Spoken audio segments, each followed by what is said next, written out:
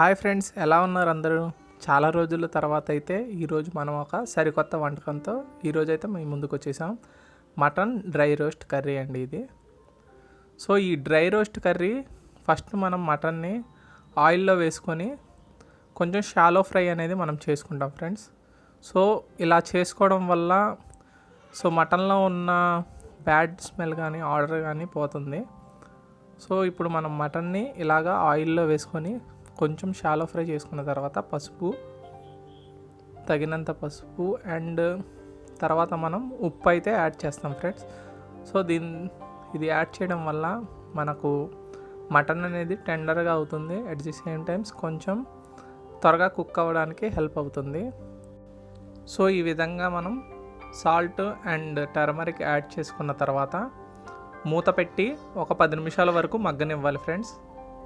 So ఈ విధంగా మగ్గనిస్తే ఆ ముక్కలో నుంచి వాటర్ అనేది సపరేట్ అయ్యి త్వరగా కుక్ అవ్వడానికి హెల్ప్ అవుతుంది. మాకు దగ్గర ఒక 10 మినిట్స్ అయితే ఇలాగా అయిన తర్వాత ఇలాగా వాటర్ అనేది మొత్తం సపరేట్ అయింది ఫ్రెండ్స్ మటన్లో నుంచి. సో ఇలా సపరేట్ అయిన వాటర్ని ఎగిరేంత వరకు అండ్ ఆయిల్ కొంచెం పైకి తేలేంత వరకు మనం ఫ్రై చేసుకున్న తర్వాత మన నెక్స్ట్ ప్రొసీజర్కి మనం ఏం చేయాలో చూద్దాం.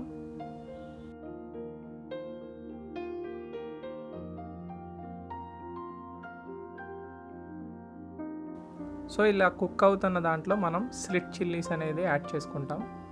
సో ఈ చిల్లీస్లోని అరోమా కానీ ఆయిల్ అనేది చూసారు కదా ఫ్రెండ్స్, ఇలా సపరేట్ అయ్యేంత వరకు మనం కుక్ చేసుకున్న తర్వాత మేము ముందుగానే ఆనియన్స్ అండ్ ఒక టమాటా వేసి, ఒక టమాటా మాత్రమే వేసాం ఫ్రెండ్స్. ఇందులో ఒక ప్యూరీ లాగా చేసాం ఫ్రెండ్స్ దీన్ని. సో ఈ మటన్ డ్రై రోస్ట్ కర్రీ అనేది చాలామంది చాలా రకాలుగా చేస్తారు. కొంతమంది కొబ్బరి వాడతారు, కొంతమంది గసగసాలు వాడతారు.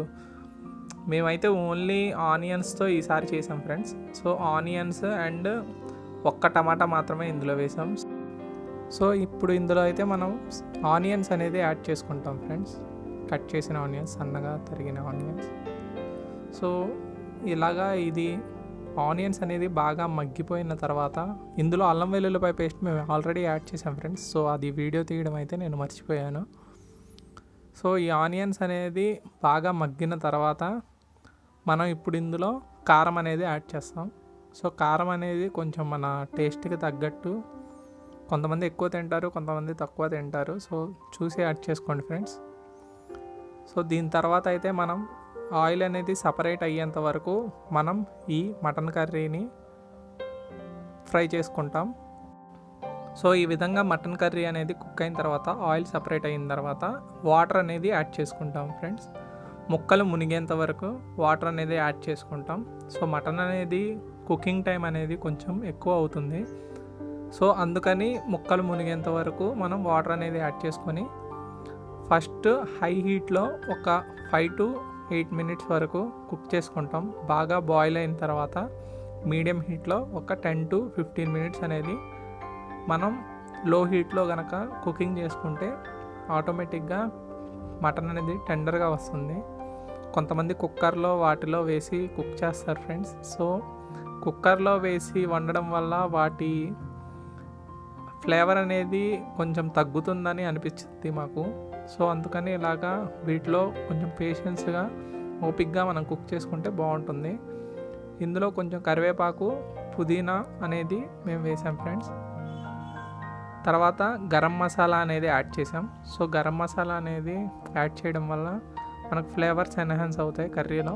సో ఈ విధంగా నీరు అంతా ఎగిరిపోయేంత వరకు, ఆయిల్ అనేది సపరేట్ అయ్యేంత వరకు మనం లో హీట్లో పెట్టుకొని మాడు అంటకుండా వీడియోలో చూపిస్తున్న విధంగా మనం గరిటెను కదుపుతా మనం మటన్ కర్రీ అనేది కుక్ చేయాలి friends.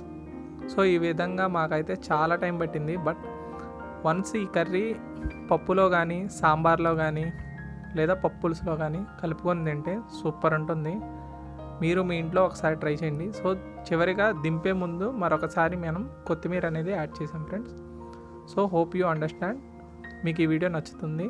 Thank you and please share, like and subscribe our channel. Thank you.